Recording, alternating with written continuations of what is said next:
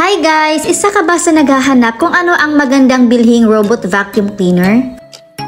Marami ngayong lumalabas na mga review sa mga iba't ibang robot vacuum cleaner. Ngunit, palagi lang kung ano yung functions niya. Ngunit wala talagang nagbibigay ng review kung paano ito linisin. So kung may bala kang magkaroon ng isang robot vacuum cleaner, tara panoorin nyo ang video ko kung paano ko nililinis ang akin. I consider this vacuum cleaner one of my best purchase and magto 2 years na po ito. Kailangan lang din talaga ng tiyaga pag naglilinis tayo ng vacuum cleaner kasi kung gusto natin na magandang result, yun kailangan talaga natin siyang i-maintain. So sa video dito, ito yung container ng mga dust. So dito sinasalo yung mga dumi and then ito lang din yung part na binabasa ko.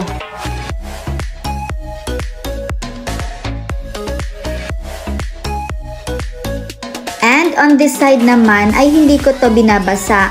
Nililinis ko lang siya ng wipes. So this is really an honest review. Nakakapagod at nakakatamad talagang maglinis ng robot vacuum cleaner sa totoo lang. So hindi ko alam kung kailan ako huling naglinis. So tingnan nyo naman ang filter. Grabe ang alikabok na pumasok. So since hindi ko ito binabasa, ginagawa ko na lang ng paraan para makuha ko pa rin yung ibang dumi na pumasok dito sa mga butas. So grabe talaga. Humanap lang ako ng barbecue stick. So yun, isa sa talaga problema or very crucial na paglilinis ng vacuum cleaner. So hindi madali.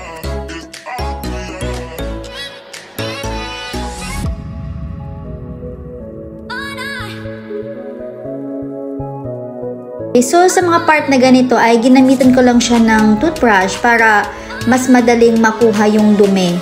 And then, guys, dati hindi ko ito binabasa yung filter. Ngunit parang hindi ko talaga kayang kunin lahat ng dumi. So nag-decide na akong basain siya.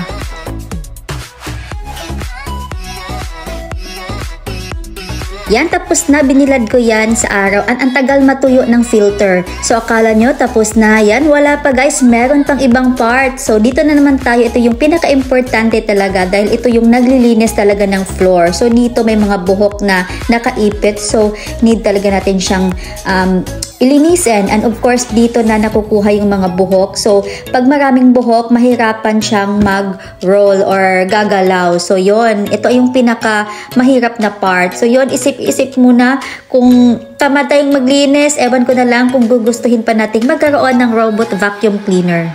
Dati, gumagamit ako ng vacuum cleaner sa buong bahay, but now, sa room na lang kasi nga tinatamad na talaga akong maglinis kasi maraming buhok ang nakukuha and kailangan kong maglinis nito every week. But kahit ganun pa man, kahit mahirap siyang linisan, this is my best purchase kasi nakakakuha talaga siya ng dumi sa bawat sulok as long as walang nakaharang sa flooring. So ngayon, dito sa sala, marami kasing furniture. So kailangan mo din talagang bantayan para hindi siya mabangga. And makakakuha siya ng mga dumi sa kahit anong sulok. So this is the best purchase pa rin sa akin. At yun, kung kailangan talaga natin ng magandang result, yun kailangan natin siyang linisan.